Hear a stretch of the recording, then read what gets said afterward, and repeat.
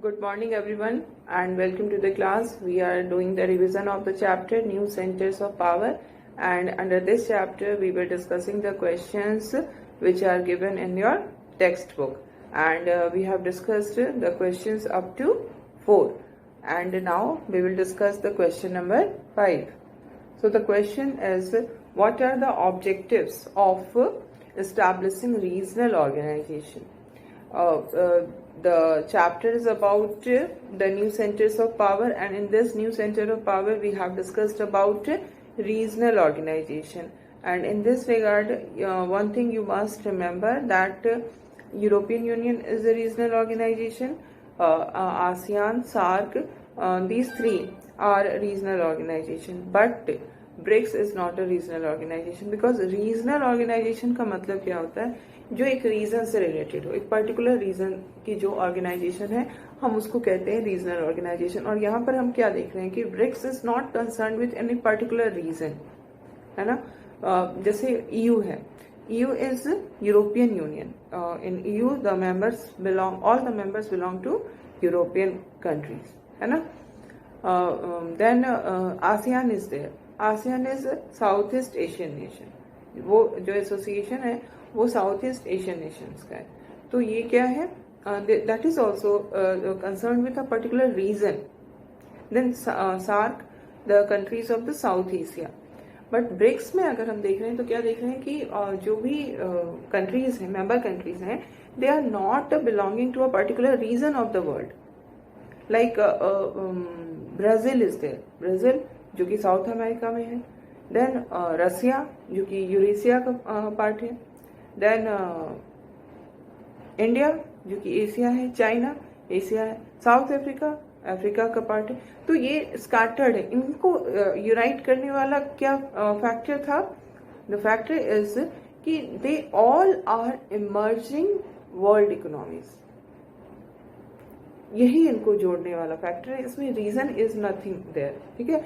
तो ये that must be there because it's a new topic. Any question can like this regarding this can come. तो ये आपको ध्यान रखना है. And now we come to the question. The question is कि what is the objectives of establishing regional organisation. तो ये जो रीजनल ऑर्गेनाइजेशन एस्टैब्लिश किए जाते हैं, इसके पीछे क्या रीजन होते हैं, क्यों इनको एस्टैब्लिश किया जाता है? तो the first reason and obviously the most important reason is economic development. जो भी जिस रीजन में ये बनता है उस रीजन के इकोनॉमी को वो डेवलप करना चाहते हैं. हर पूरा का पूरा रीजन ही डेवलप होता है इस तरह की. जब भी ऑर्गेनाइजेशंस बनते हैं तो उसमें एक पर्टिकुलर रीजन के मेंबर कंट्रीज होते हैं और वो उस रीजन में इकोनॉमिक ग्रोथ लाता है, क्योंकि हर मेंबर कंट्री के बीच में इकोनॉमिक ग्रोथ होता है. क्यों इकोनॉमिक ग्रोथ होता है? Because of economic cooperation. वो आपस में कोऑपरेट करते हैं और इस इकोनॉमिक कोऑपरेशन के कारण उनका जो पर्टिकुलर कंट्री का इकोनॉमिक ग्रोथ होता है, और जब कंट्री का इकोनॉमिक ग्रोथ होगा तो obviously it will lead to the growth of the region also. Okay. So the first reason for the establishment of a regional organization is to make to make fast economic growth in the region. Okay. And then other than economic growth, there are some other objectives also, like social progress and cultural development. Okay. So social progress and cultural developments are also objectives for the formation of regional organization. And other than this social and cultural objective, the another important objective of this of the formation of a regional organization is to maintain or promote peace and security in the region. जब इस तरह के regional organisations होते हैं तो उसका सबसे बड़ा जो बेनिफिट होता है, द बेनिफिट इज कि if there is any kind of dispute between the countries, like border dispute में बी देयर, तो इस तरह के जो डिस्प्यूट होते हैं वो these disputes are resolved peacefully. And this peaceful resolution of the problem is very much important. क्योंकि then only there will be peace in the region, और पीस जब होगा तभी डेवलपमेंट होगा, है ना। तो दे all are interconnected.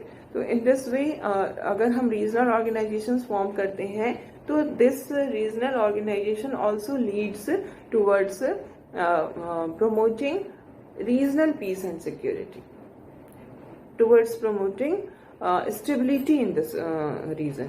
So these are the objectives for which regional organizations are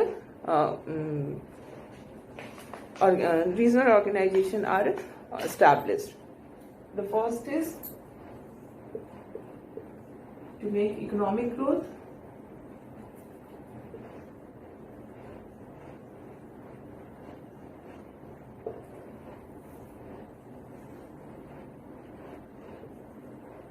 through economic cooperation.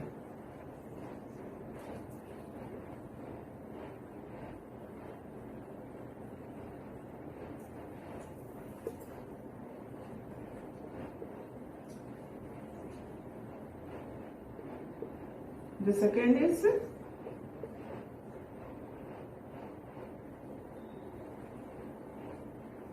to achieve social progress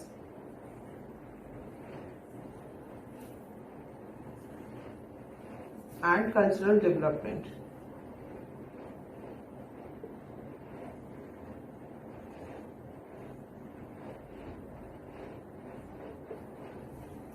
And the third is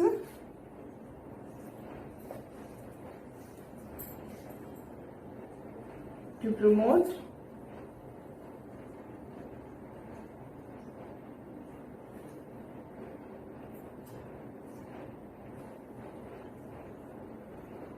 peace,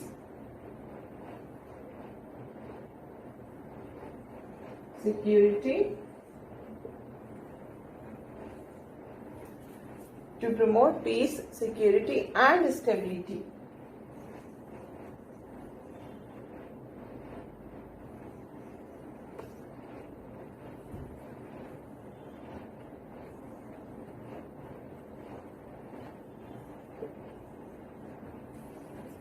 Okay, so these are the three objectives for which the regional organizations are established.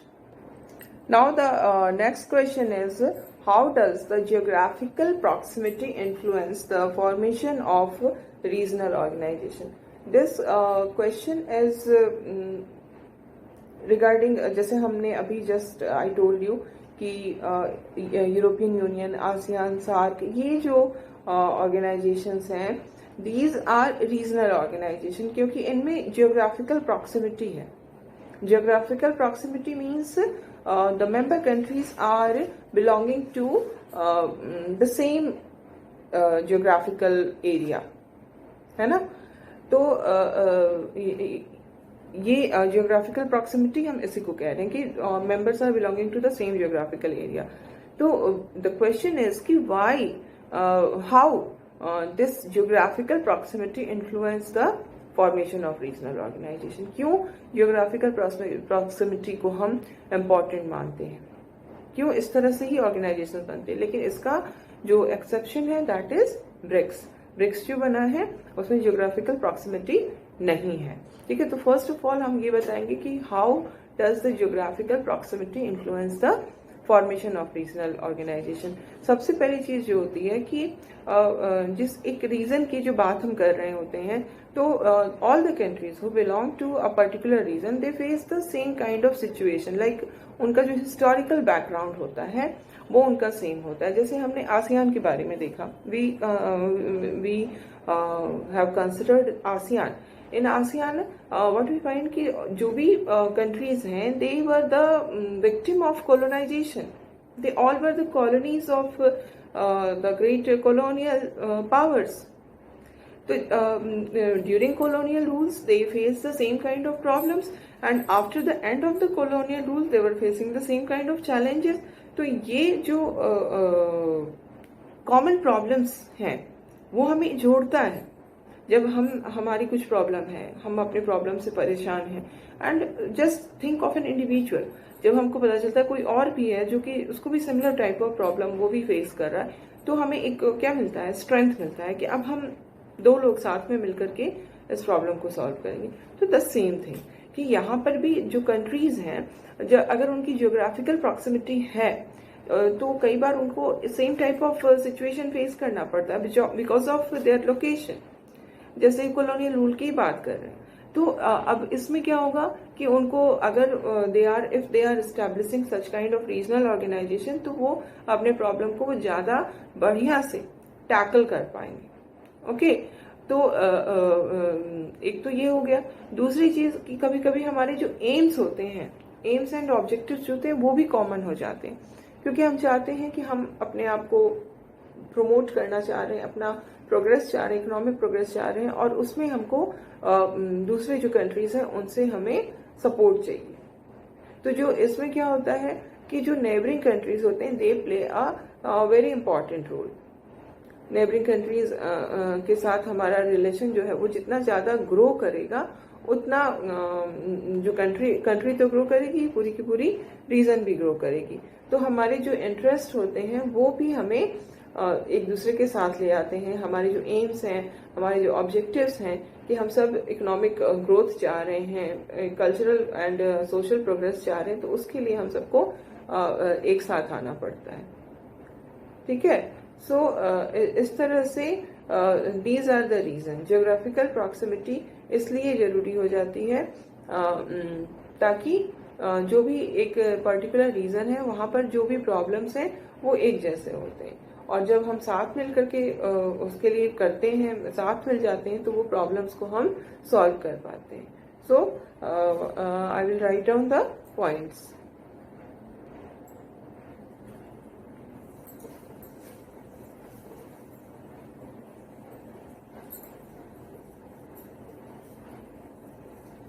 So, for question number 5, we will write down this. The points are: first, common historical background.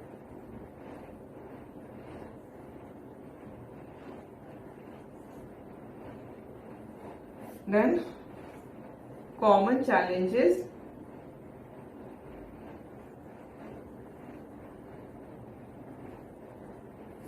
the countries of a particular region are facing.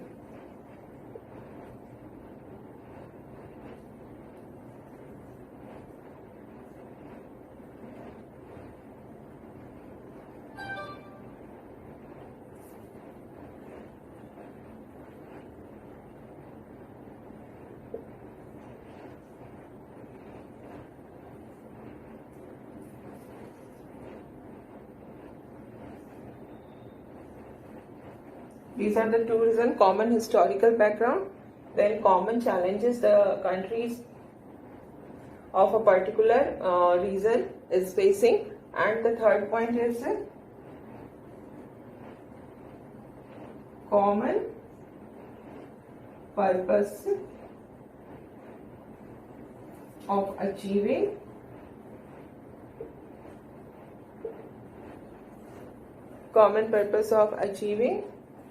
economic growth,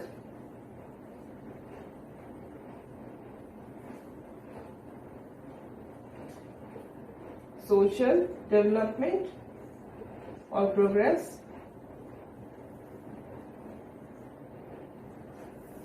and cultural development.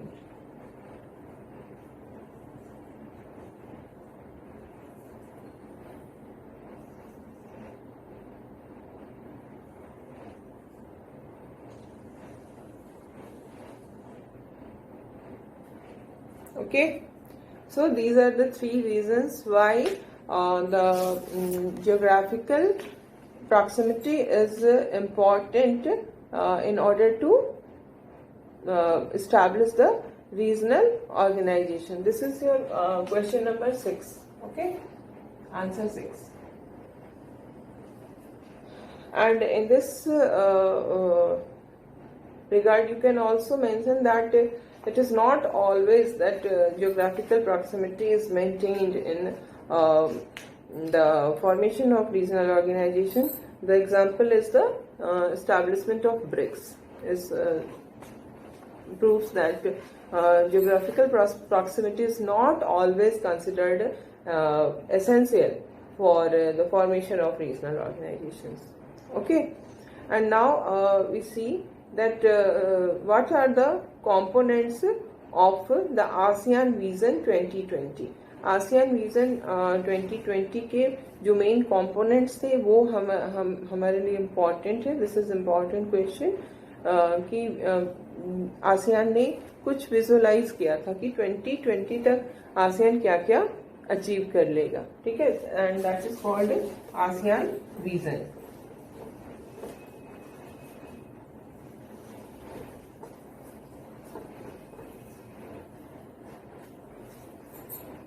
So now we will discuss this. ASEAN Vision is about an outward looking role in international community.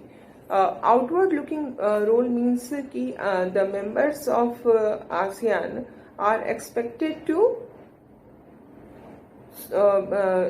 they are expected to play a prominent role in international community.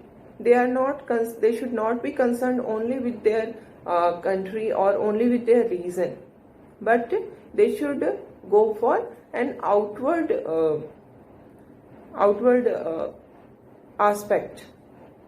Okay, and now the second point. The second is to encourage negotiations over conflict in the region. जो ASEAN का region है वहां पर conflicts नहीं होनी चाहिए, बल्कि instead of conflicts there should be negotiations. Whatever disputes are there, these disputes should be resolved through negotiations, not through the violent ways. ठीक है, so this is one of the ASEAN visions, one of the component of the ASEAN vision. And then to mediate to end the conflict, like Cambodian conflict हुआ, East Timor का crisis आया. तो इन सब चीज़ों में कैसे हुआ कि मेडिटेशन करके कॉन्फ्लिक्ट को एंड किया गया. Okay, and now we will discuss the next question. Question number 8. The question is name the pillars and objectives of ASEAN community. ASEAN community के जो पिलर्स हैं और जो ऑब्जेक्टिव्स हैं उनका नाम बताना है. We all know the ASEAN security community, the ASEAN economic community, then the ASEAN socio cultural community. These are the three communities, the name of the three communities, and then their objectives. The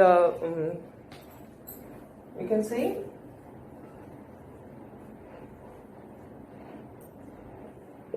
ASEAN military community.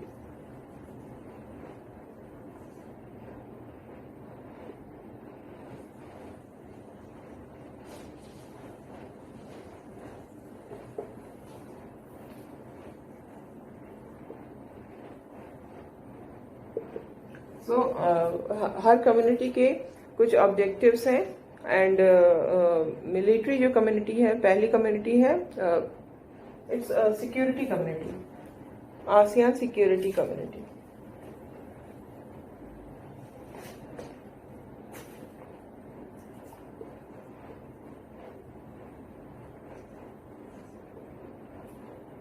Security community की objective. What is the objective of security community? The objective of security community is to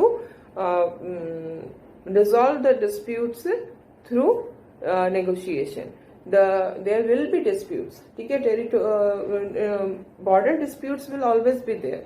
जो भी neighboring countries हैं उनके बीच में border disputes होना बहुत natural है. But these disputes should be resolved peacefully. These should not take the form of armed confrontation.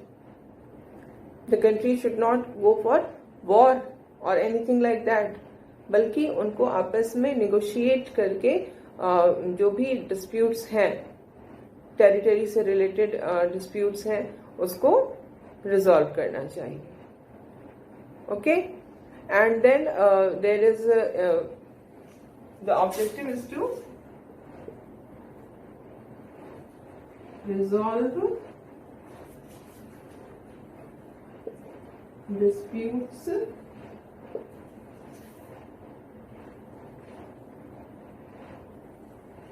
among countries through negotiations.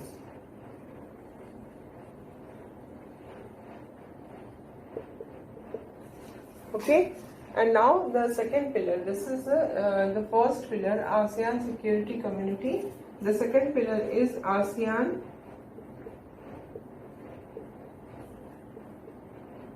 Economic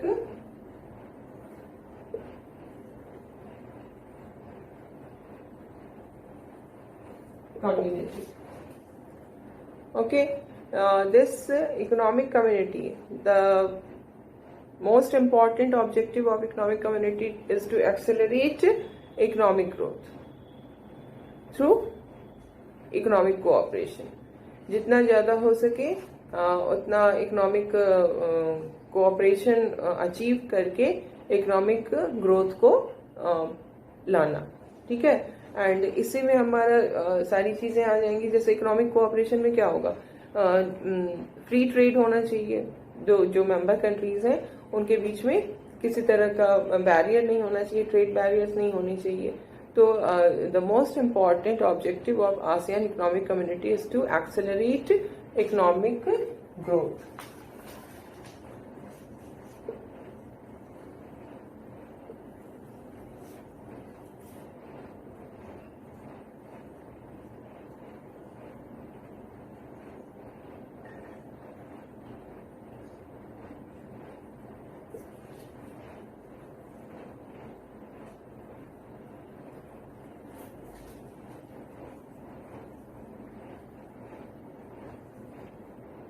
Through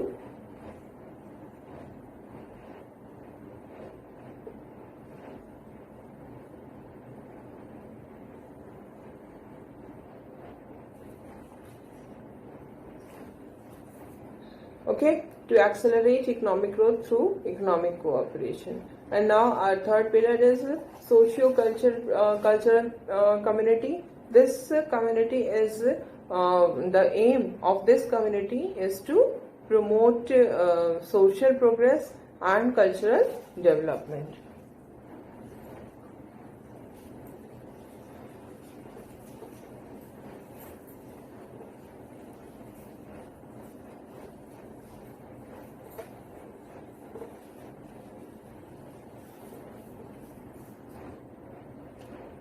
Third is ASEAN socio-cultural community.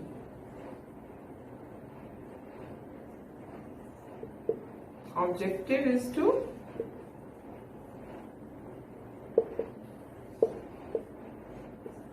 promote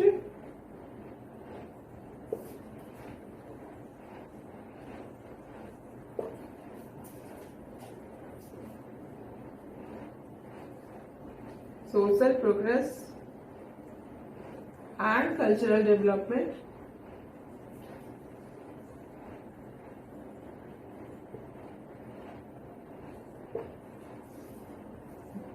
through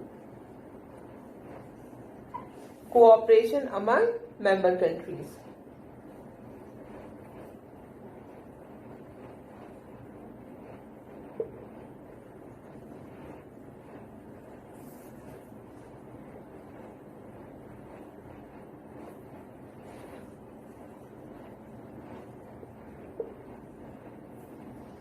Okay, so this is your answer, and now comes the next question. The next question is about the Chinese economy. In what ways does the present Chinese economy differ from its command economy? So first of all, you must, because this term was not used in the chapter, command economy. What is the meaning of command economy? Command economy means the state controlled economy. जो China की जो economy थी वो state controlled economy थी. 1949 में after becoming this PRC, the China has adopted the socialism, है ना, and under socialism the economy was completely in the control of the state. फिर उस कमांड इकोनॉमी से इसका ट्रांजिशन होता है फ्री इकोनॉमी की तरफ.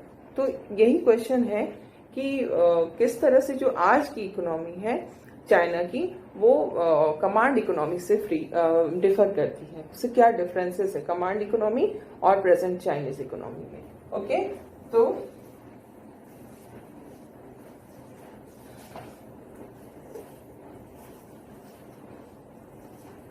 we will see what is the difference between command economy and present economy. The present economy is liberalized economy. China has adopted the open door policy and it started reforms in the year 1972. इसने बहुत सारी changes लाने start किए. Okay, and in changes में क्या हुआ कि सबसे पहले तो यूएस के साथ इसने रिलेशन को अपना स्टार्ट किया and then it started making new changes, जैसे कि डेवलपमेंट मॉडर्नाइजेशन के एफर्ट किए गए, agriculture, industry, science and technology, military, इन सब एरियाज में किस तरह से मॉडर्नाइजेशन किया गया. एंड देन धीरे धीरे इकोनॉमी को ओपन करना स्टार्ट किया. ठीक है, तो ये सारी चीजें जो हैं वो हुई और इससे क्या हुआ कि जो स्टैग्नेशन आ रहा था चाइनीज इकोनॉमी में, वी सॉ कि under the state controlled economy the economy was growing, but the rate at which the population was growing that was much more higher than the rate of growth of economy. तो इस कारण से problems आ रही थी, तो इसलिए उन्होंने changes लाए. तो कमांड इकोनॉमी में इंडस्ट्रियल प्रोडक्शन कम हो रहा था. ठीक है, और जब प्राइवेटाइजेशन होता है तो फिर हम देखते हैं कि वो इंडस्ट्रियल प्रोडक्शन उनका बढ़ जाता है. देन एग्रीकल्चर भी, कलेक्टिव एग्रीकल्चर था तो उसमें भी बहुत ज्यादा आउटपुट नहीं हो रहा था. तो वो उस चेंज को भी हम फील करते हैं कि एग्रीकल्चर में भी प्रोडक्टिविटी बढ़ती है. देन ट्रेडिंग जो है वो भी बहुत ज़्यादा बढ़ जाता है चाइना में. क्यों? क्योंकि चाइना जो है वो नए ट्रेड लॉज बनाते हैं, स्पेशल इकोनॉमिक जोन्स बनाते हैं, और ये जो इकोनॉमिक जोन्स है वहाँ पर फॉरेन ट्रेड को बहुत ज़्यादा प्रमोट किया जाता है. तो इस तरह से यही तीन जो सेक्टर्स होंगे, they are the important sectors in which we find key changes आए. The industries, the agriculture and trade, and then capital investment will also be there. कि पहले capital investment नहीं होता था बाहर से, लेकिन अब बाहर से capital investment होने लगा. So now I am going to write down the points. So answer 9.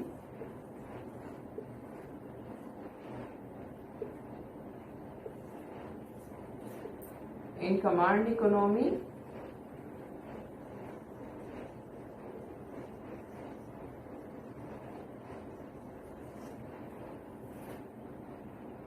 everything in command economy, all the resources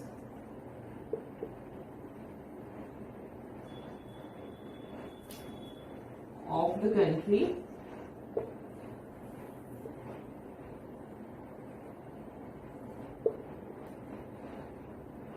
was under the control of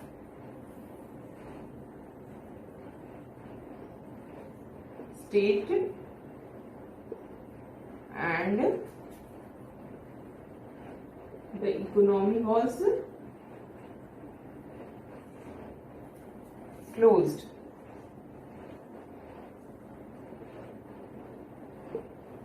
Okay. In present day China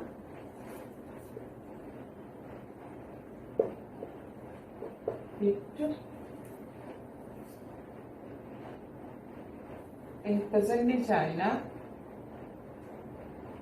the economy is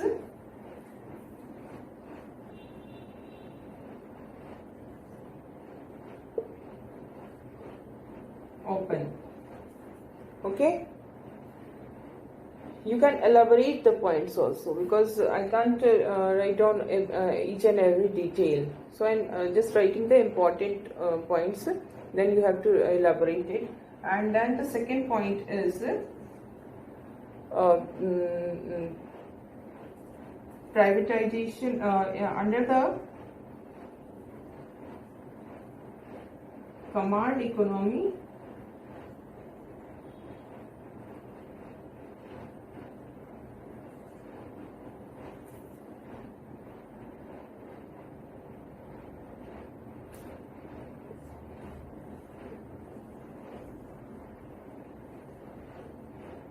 Privatization was not there.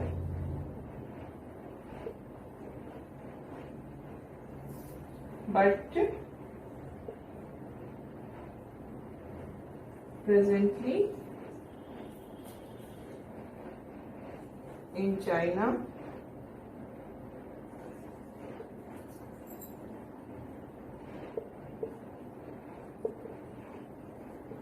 privatization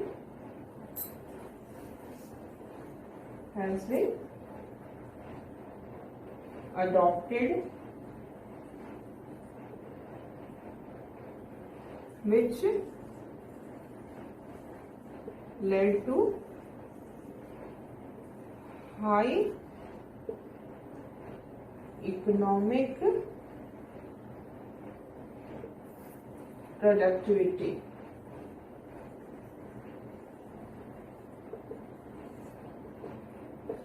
Here you can also write ki under the command economy privatization was not there, and this was leading to the stagnation in the economy.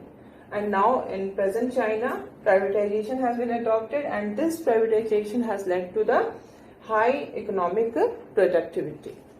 Okay, so these 2 points are there, and now I'm going to write down the third point.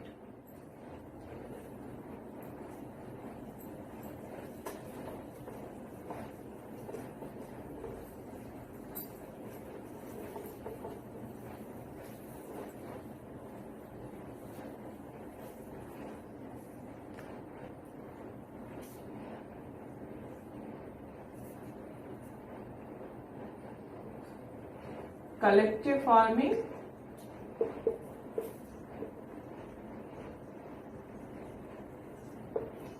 was there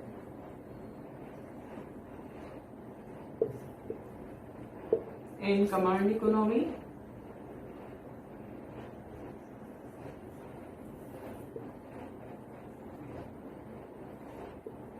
which is now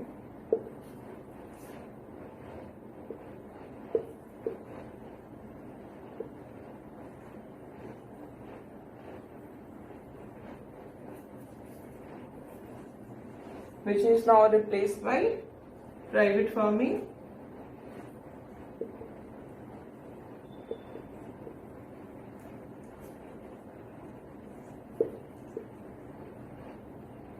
Which led to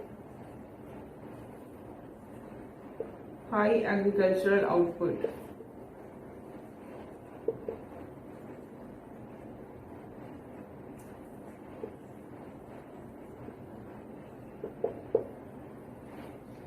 And then fourth point,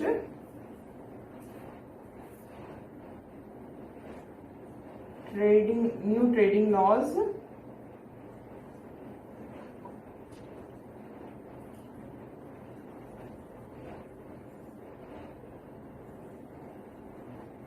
and special economic zones, formation of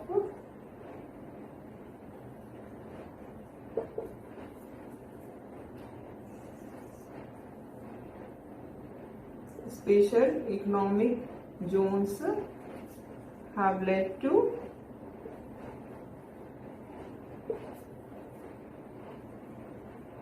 increased trading. And then fifth point, you can say now there is now in China foreign direct investment is also allowed,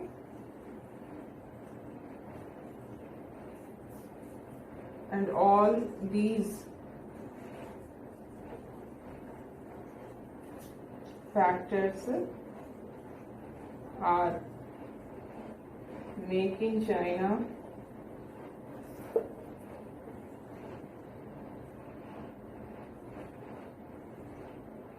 a global economic power.